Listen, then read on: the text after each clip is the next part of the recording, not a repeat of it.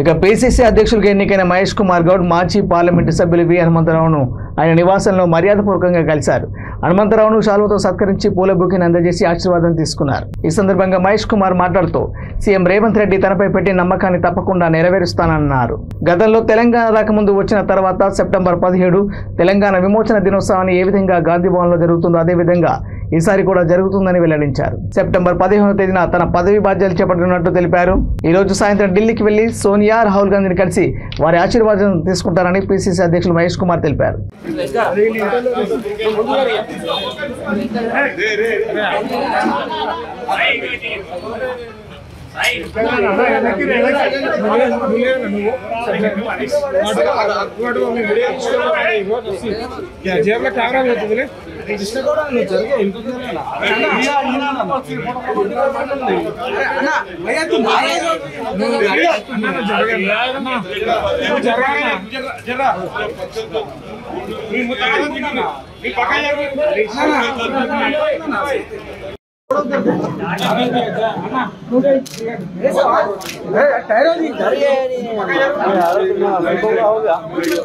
పెద్దలందరితో మాట్లాడిన తర్వాత నిర్ణయం తీసుకున్నాను.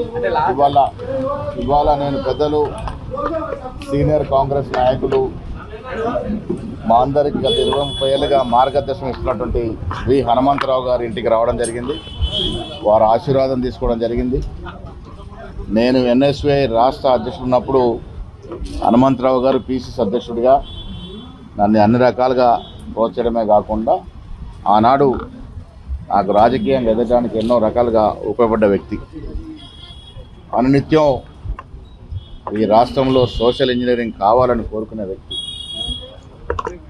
అందుకే పెద్దల యొక్క ఆశీర్వాదం కోసం ఇవాళ హనుమంతరావు గారి ఇంటికి రావడం జరిగింది. వారి ఆశీర్వాదం తీసుకోవడం జరిగింది.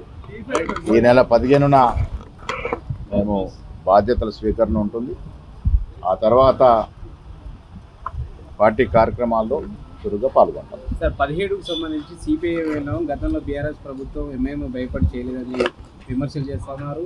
విమోచన దినాన్ని జరపాలంటూ బీజేపీ మిమ్మల్ని డిమాండ్ చేస్తున్నారు. మీరేమో గత సంవత్సరం స్వాతంత్ర దినంగా సెప్టెంబర్ 15 నిర్వహించారు. కానీ ఇప్పటివరకు అఫీషియల్గా దీనిపైన ఎటువంటి స్పష్టత లేదు. పోయిన సంవత్సరం ఏ నినాదంతో నిర్వహించినామో అదే నినాదంతో నిర్వహిస్తాం. పార్టీ పరంగా నిర్వహిస్తారా, ప్రభుత్వ పరంగా నిర్వహిస్తారా? నా పరివి పార్టీ వరకు. పార్టీ పరంగా పోయిన సంవత్సరం ఏ మాదిరిగా అయితే నిర్వహించినామో అదే మాదిరి ఈ సంవత్సరం నిర్వహిస్తాం. పిసిసి ప్రెసిడెంట్ గా రేవంత్ రెడ్డి ఉన్నప్పుడు అధికారికంగా నిర్వహిస్తాం, మేము అధికారంలోకి వస్తారని స్టేట్మెంట్ చేశారు. ఇప్పుడు ఆయన ముఖ్యమంత్రి. ప్రభుత్వం వచ్చింది, తెలంగాణ వచ్చింది. తెలంగాణ రాకముందు ఒక రకంగా ఉండేది, తెలంగాణ వచ్చింది. ఇవాళ వచ్చిన తర్వాత మేము ప్రతి సంవత్సరం సెప్టెంబర్ 17న గాంధీ భవన్లో ఏ రకంగా నిర్వహిస్తామో అదే రకంగా ఈ సంవత్సరం నిర్వహిస్తాం. Thank you.